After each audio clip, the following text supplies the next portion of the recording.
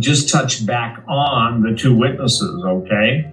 Because there's actual video of two guys in sackcloth, and they're in Rome, and then they're, in the Middle East, and people say, well, what did they do? Take a bus? I said, these are two men of God, one taken in a chariot, and one just, God said, Enoch, come up here. Two people in history that have not died, and Moses died and was buried by one of the archangels. So I want to read this to you, and this is as it came to me, okay?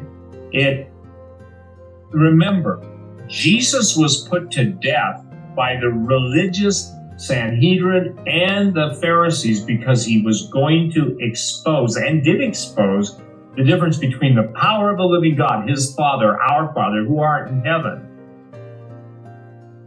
Jesus exposed the Sanhedrin, and he told certain Pharisees, you are of your father, the devil. So if there are actual, and by the way, I think they're in look, I'm only telling you what I'm told to share today. Here's what I was given, the message given, not by God. This is given to me by an intel source. There are two persons wearing sack clothing and talking the words of God. Rabbis have interviewed them at length and believe that one of them is Elijah, and the other they believe is Moses. Not true. Moses died.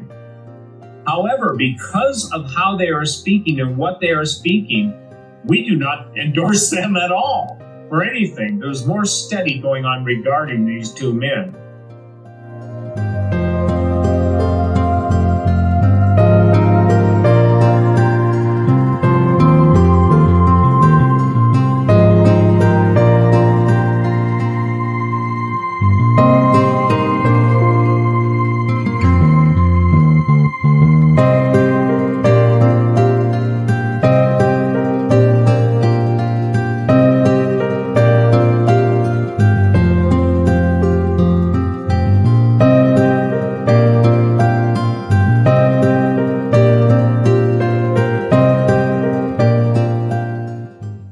The one thing that was interesting, when Gary Cole was going to speak at one of our conferences, I think it may have been the UFO one or the one before that, the Gen 6 conference, he was meeting with a scientist who's one of the brightest men in the world, and I don't even remember his name now, but the point being is the scientist had developed a technology using offsetting prisms to be able to see the spirit world. You remember that, Doug?